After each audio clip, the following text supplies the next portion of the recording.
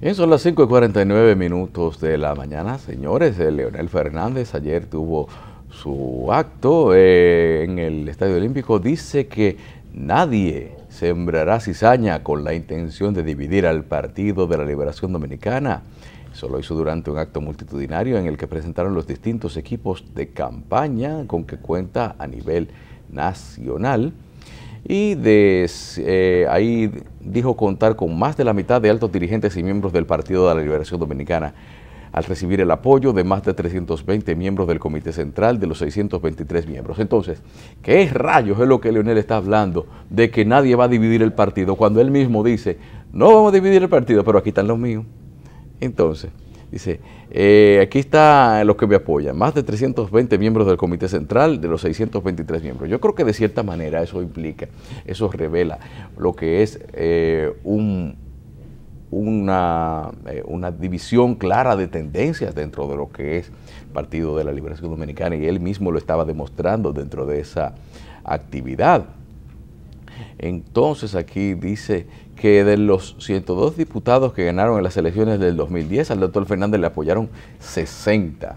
También decenas de alcaldes, regidores, dirigentes PLDistas de distintas jerarquías políticas. En total, de 33 senadores, el PLD tiene 31, 17 apoyan a Fernández. Entonces, ahí también se dijo que se conformaron 2.462 equipos de campaña en 2.444 comités intermedios en el territorio nacional y seccionales del exterior. Bueno, ahí se estuvo diciendo precisamente. Bueno, es un acto en el cual hubo ovaciones Félix Bautista estuvo ausente, pero cuando se mencionó, concitó un enardecido aplauso de quienes estaban ahí en esa actividad. Además, bueno, eso fue lo que dijo el doctor Leonel Fernández, entre otras tantas cosas, durante esa actividad, Junior. Dice que en esa reunión del comité político que pautada para el próximo domingo, donde se espera que ya se fije la posición del partido en cuanto a la reelección, solamente va a predominar la fraternidad. Ya buen día, Carlos. Buen día, Junior, aquí viendo todas estas cosas. El doctor Leonel Fernández hizo su presentación en Sociedad Política, vamos a decir, en el día de ayer, de aquí están los míos, y no va a haber división, pero aquí están los míos. Y buen día a la audiencia. Y dándole yo sé que, una muestra de poder. Los medios han reflejado mucho esta actividad y han hecho énfasis en la cantidad de personas que concurrió a la misma. Yo reitero, a mí no me sorprende que estos líderes muevan muchas personas. Todo el mundo sabe cómo lo hacen. Pero además, ¿cuántas personas habían? ¿100.000 personas? No. Te pregunto, es ¿verdad? Que hay que entender, es que a veces como que no entienden que el partido no es el país entero. Pero claro, ni siquiera es imagínate, ese partido no es ni siquiera una representación del país. Imagínate que asistieron al evento, yo voy a ser un verdad exagerado, 100.000 personas. Óyeme, si el doctor Leonel Fernández no es capaz de movilizar 150.000 personas en este país, habiendo sido presidente 3 veces de la República, la cantidad de recursos que maneja, entonces que se retire de la política. Por lo tanto, hablar de la cantidad de personas para mí no es lo más importante, porque ellos saben cómo movilizar gente. El hecho de que esté mellado el liderazgo del doctor Leonel Fernández no significa que no sea capaz de juntar 200.000 personas en un acto y en una concentración. Tiene la capacidad y los recursos para eso. Es lo primero que hay que establecer, porque aquí nadie ha planteado que él esté enterrado políticamente. Su liderazgo ha mermado y las encuestas dicen que se le hace difícil ganar unas elecciones. Eso, reitero, no es señal de que no tenga niveles de fortaleza. ¿Cuántos militantes tiene el PLD? Dice que tiene... Ellos dicen que tiene más de 1 millón, 2 millones. Sí, 2 millones. Entonces ponle que él tenga el 50%. Donde quiera que él vaya, va a movilizar gente. Ahora, ¿es suficiente esa demostración como para que él sea el candidato y gane las elecciones? Porque aquí lo que está en discusión no es si mueve o no gente, es si es capaz, a pesar de las adversidades que él se ha encargado de que se le avecinen, de mantener, conquistar la candidatura en el PLD y mantener el PLD en el poder. Esa es la discusión. Aquí no hay otra discusión, no es si mueve o no mueve mucha gente, porque todo el mundo sabe cómo se mueve la gente. Y lo que tú dices, ese discurso unitario es el preludio de que las cosas no están bien. Porque si las cosas estuvieran bien, no se hablara de unidad. Además, no es la primera vez que el doctor Fernández se refiere a la unidad interna. Esta es posiblemente la tercera o segunda ocasión en que lo hace. Y esto lo que te dice es que la situación al interior de ese partido es más complicada que lo que uno ve. Es más complicada que eso. Y ese acto puede tener varias lecturas. Un acto de demostración de fortaleza o un acto de presión al interior. Previo, de presión al interno del partido, una semana antes de que se va a discutir conmigo algo. Hay que contar, sea como candidato o sea como segundo líder de importancia en esa organización. Creo que es el mensaje que está mandando el presidente con ese acto, porque hacerlo una semana antes de la reunión del comité político para definir la reelección o no, no tiene otro mensaje que no sea eso. Demostrar que no estoy muerto, que tengo fortaleza, que tengo un liderazgo importante al interior del partido, aunque no hacia el interior de la sociedad. Aunque no así al interior de la sociedad. Y por lo tanto, conmigo hay que contar. Conmigo hay que contar. Pero también dice el presidente Medina, según las informaciones que llegan de Panamá, ¿verdad?, que se va a referir ya, se acerca el momento para él hablar de la posibilidad de la repostulación o de la reelección. Y ese momento no sabemos si es previo o si es posterior. Si es previo, se define otra todo. Incógnita, claro. Claro. Si es previo al evento, se despejan muchas incógnitas. Pero ahora, si es posterior, evidentemente que las aspiraciones estaban retenidas. Porque no tiene sentido hablar después de que se reúne el comité político. Tiene sentido hacerlo antes, tal como hizo Leonel. No, yo estoy aquí, vivito y coleando. Y ese partido, el 50% o más del 50% de los legisladores son míos. Sí. Tengo más de 300 Eso miembros del comité. Que está dando, claro, para por si acaso toma cuerpo el asunto de proponer la reforma constitucional para la reelección. Todo este periodo de espera y de incertidumbre es necesariamente para que estos dos líderes se pongan de acuerdo en qué es lo que van a hacer. Pero eso es el asunto.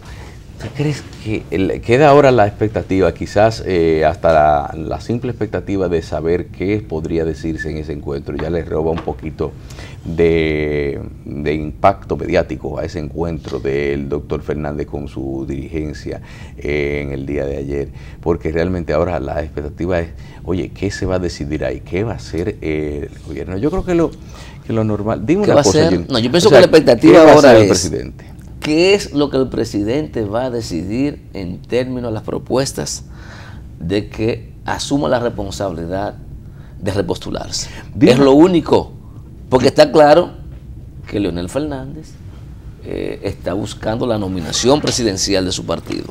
Ahí no hay dudas. Y el acto lo reafirma.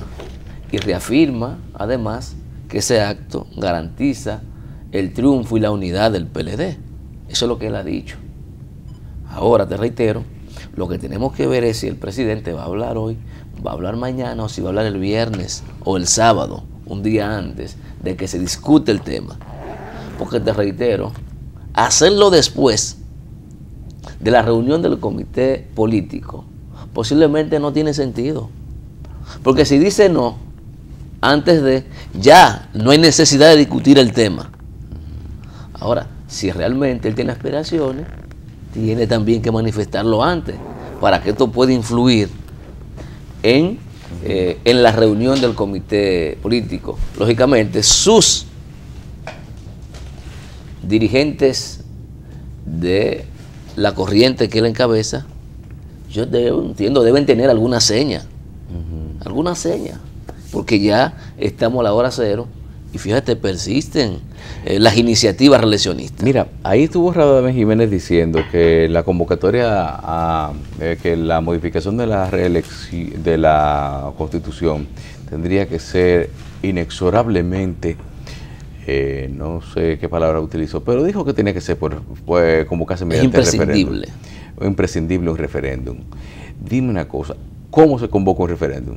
No, ¿Quiénes lo convocan? La Constitución establece bastante claro, habrá que votar una ley y entonces que apruebe la ley de referéndum, y la Junta Central Electoral es que convoca una ley de referéndum. Claro, teniendo claro o sea, que como quiera el nudo para, ya sea para reforma constitucional con o sin referéndum, es en el Congreso. En el Congreso todo.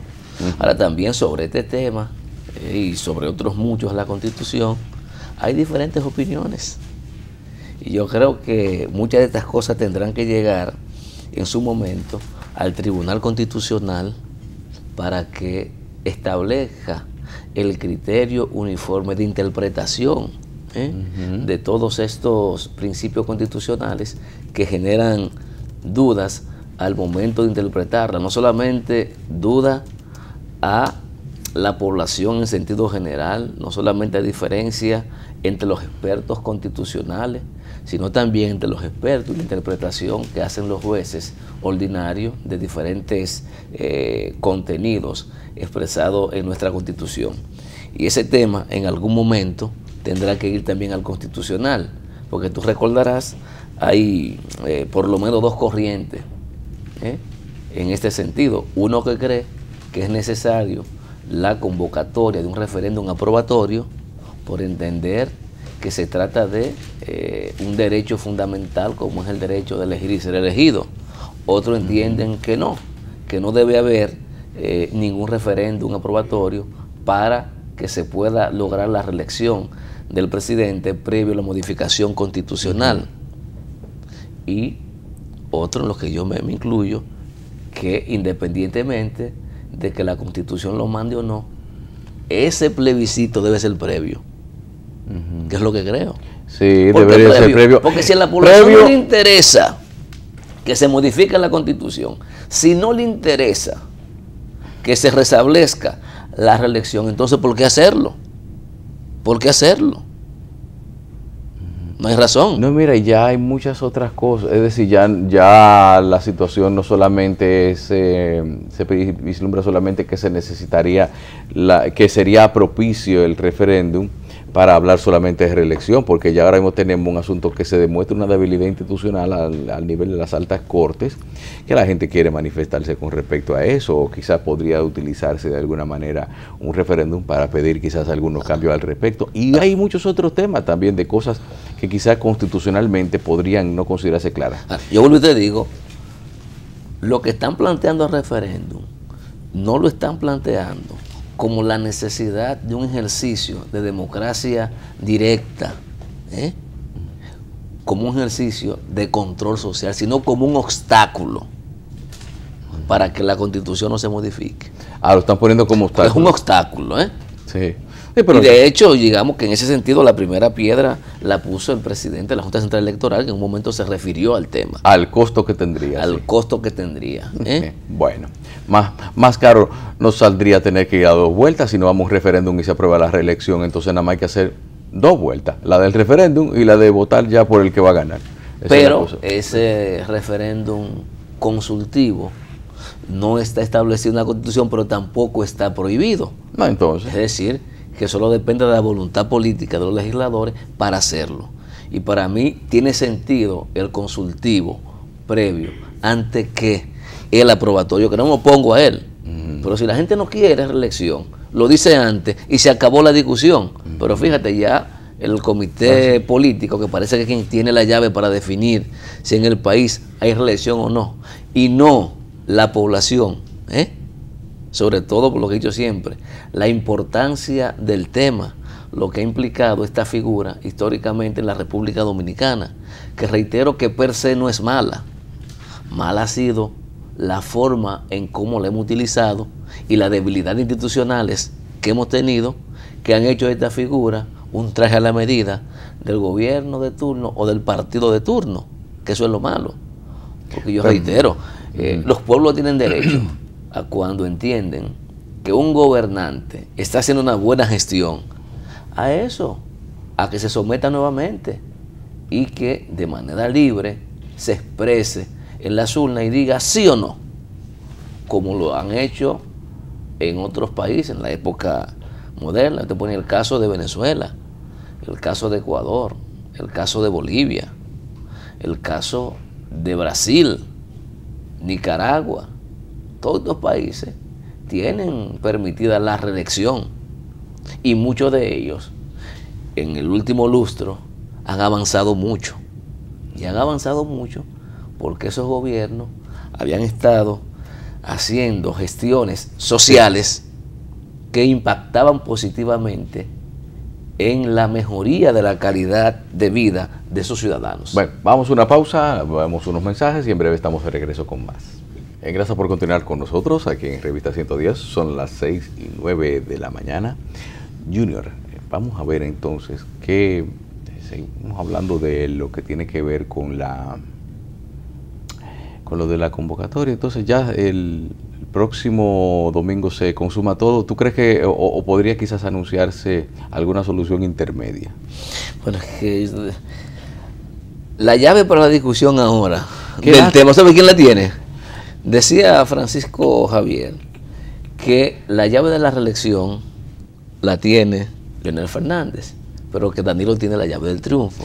Yo digo ahora, la llave para discutir o no el tema en el comité político lo tiene el presidente de la República, el licenciado Danilo Medina Sánchez, porque depende de lo que él haya decidido en su íntima convicción, en su consulta con su familia y con sus compañeros de corriente, de si va o no va.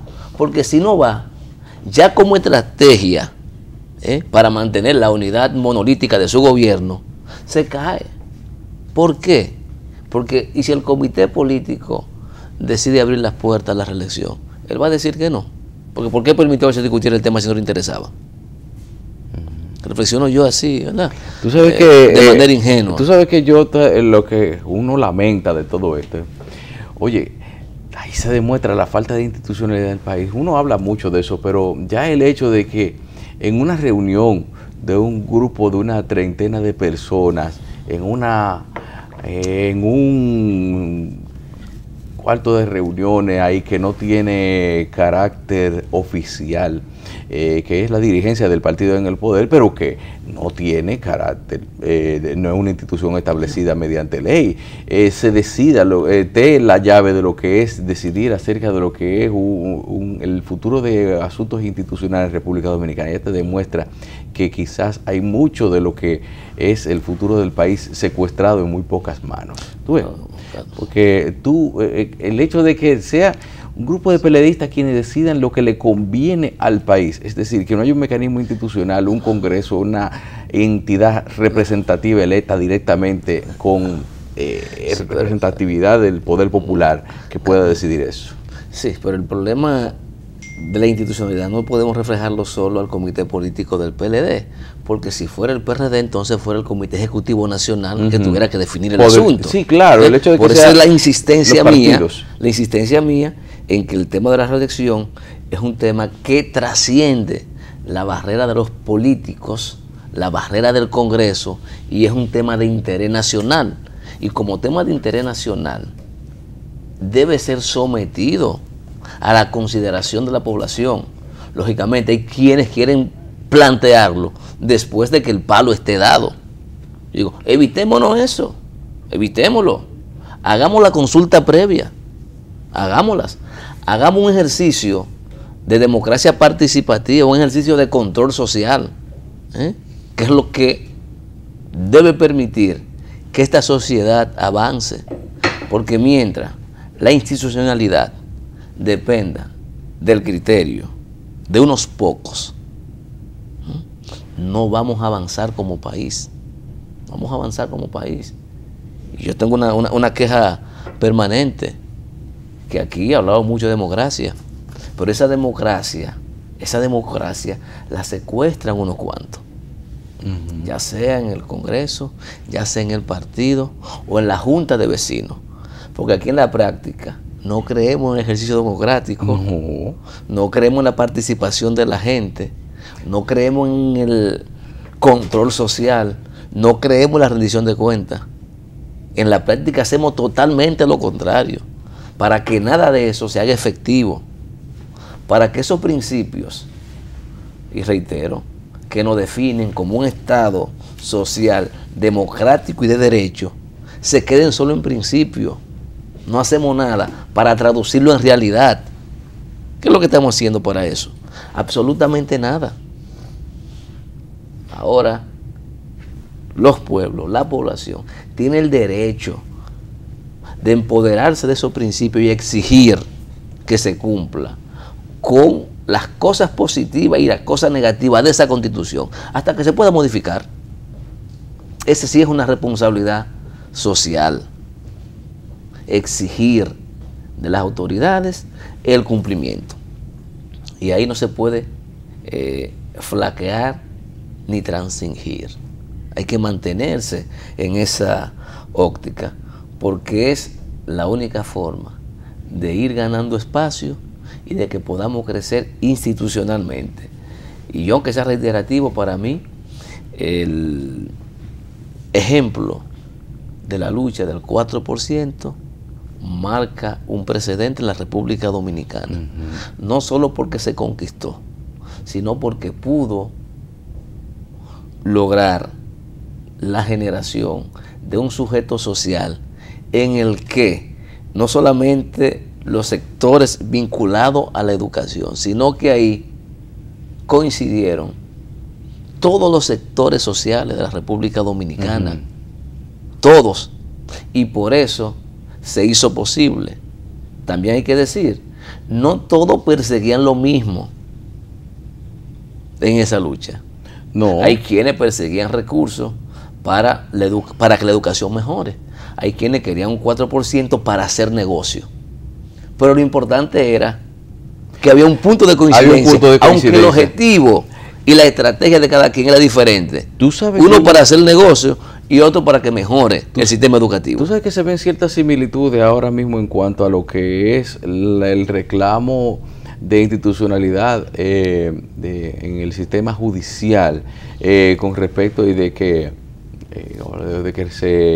haya mejoras en el sistema judicial, que incluso de ese movimiento que ahora está pidiendo que se recobre que el sistema judicial dé pasos para mejorar, para recobrar su credibilidad y para recobrar la confianza de la gente, a raíz de decisiones que no necesariamente tenemos que decir que son exclusivamente lo del caso de Félix Bautista y el no al lugar, sino que ya se está viendo como indicios en los cuales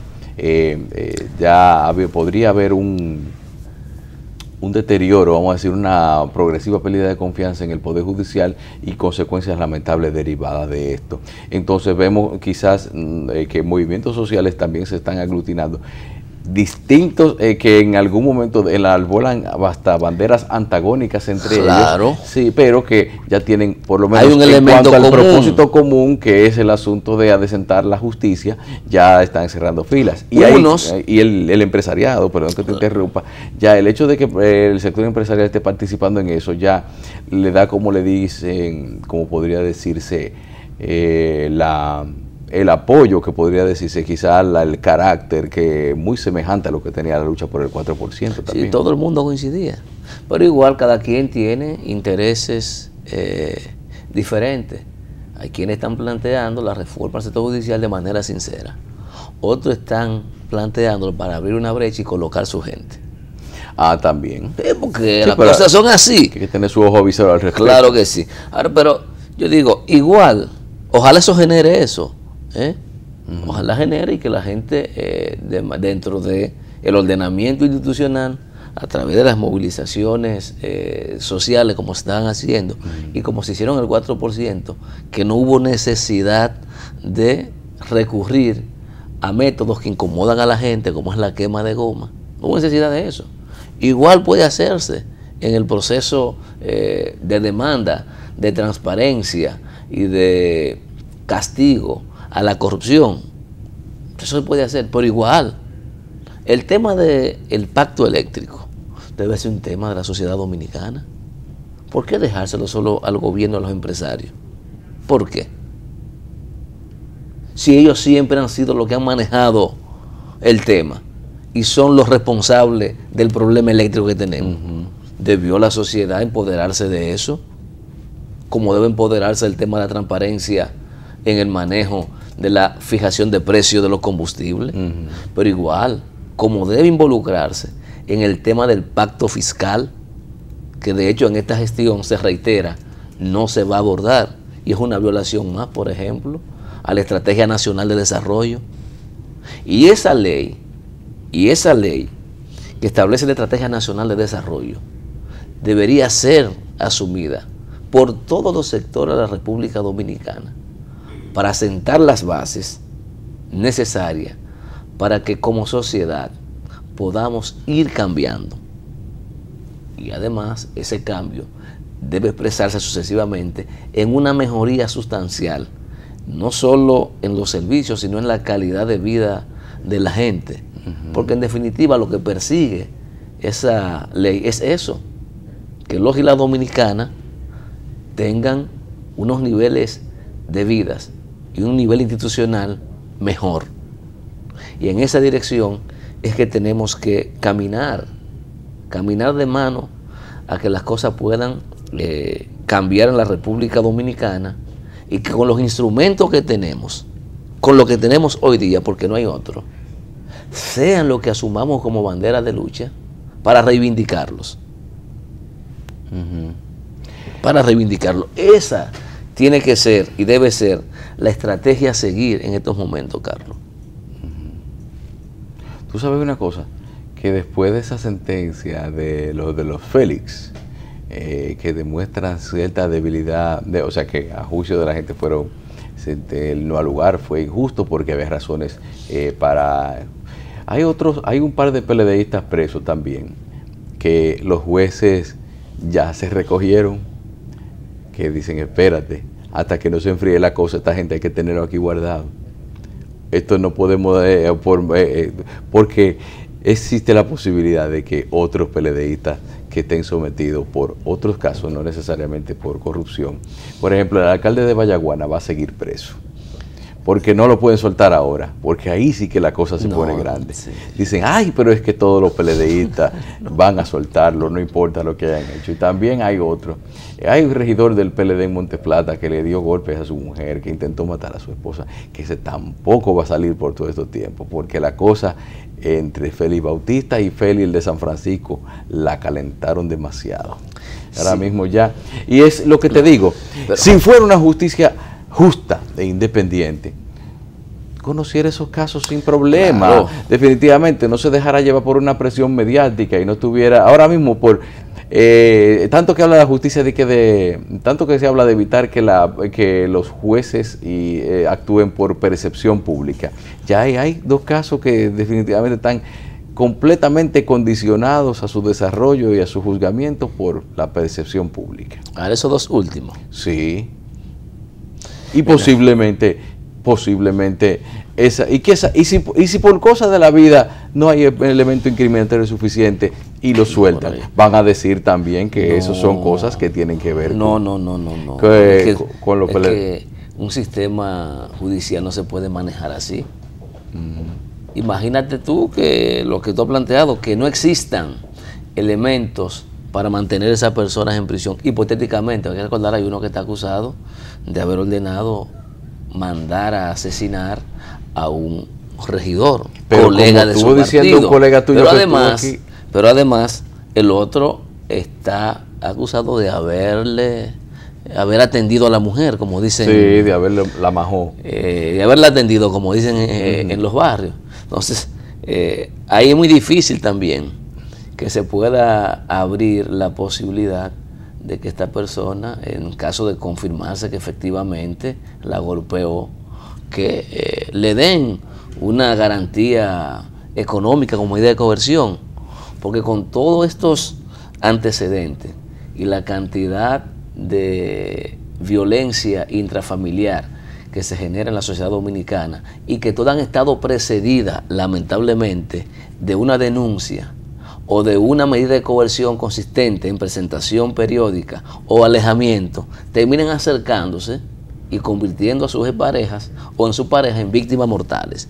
Entonces, esto ya no es un asunto de percepción en este caso, es una realidad que vive la República Dominicana, que permanentemente estamos azotados por estos fenómenos que lamentablemente las mujeres son las que más pierden. No debería perder ningún ciudadano, pero esa es la realidad que tenemos, Carlos. Entonces la justicia tiene que actuar, como planteado siempre, de manera objetiva y apegada a lo que establece la ley y el debido proceso. Mira, ayer una amiga de Leonel Fernández también lanzó su precandidatura, que fue Hillary Clinton. Lanzó su precandidatura por el Partido Demócrata. Entonces está la posibilidad de que el presidente Barack Obama apoyaría que fuera Hillary su sucesora en el gobierno de los Estados Unidos. O sea que ya vamos de una transición rápida a hacer lo que nunca se ha hecho en Estados Unidos. Entonces, ya estuvieron el primer presidente negro, ahora va a tener la primera mujer presidenta. Primer presidente negro y primer premio Nobel preventivo. Es cierto, sí. Primer, que me imagino que deben estar arrepentidos, los que otorgan el premio de haberlo hecho. Ahí hay una crisis de credibilidad también. No, eso se fue a pique. Se fue a pique, imagínate tú. Pero también los demócratas tienen la posibilidad de no solo ser el partido que logró que la primera persona de color, en este caso Barack Obama negro, sea presidente de los Estados Unidos por 8 años, ¿verdad? Por 8 años, sino que se abre la posibilidad que Hillary sea la primera mujer en llegar a la presidencia de los Estados Unidos. Lógicamente, el hecho de que sea la candidata no le garantiza el triunfo, no le garantiza el triunfo, porque uno no sabe. Recuérdate que Obama ha estado pasando por unos niveles de oscilación en términos de popularidad. A veces baja, a veces sube, y ha mantenido la marea. Y el comportamiento, uno no sabe cuál será. Si ella, por su solo prestigio o por el prestigio de su ex esposo, se va a beneficiar. Y cómo va a influir la situación del manejo de los fondos de Haití en esta situación. Es un elemento que está ahí, porque es una arita que tenemos. A lo mejor Félix Bautista aporta para la campaña de Hillary, quién sabe, vamos a ver. Si ya le mandaron una comunicación a los donantes de campaña diciéndole que ella es oficialmente la candidata a la presidencia. Cuando los eventos de Katrina, recuerda que afectó una parte de los Estados Unidos, la República Dominicana no hizo ningún aporte. Entonces, no creo que vaya a financiar la campaña de Hillary. Vamos entonces a una pausa. En instantes estará con nosotros Félix de Sena y la actualidad deportiva.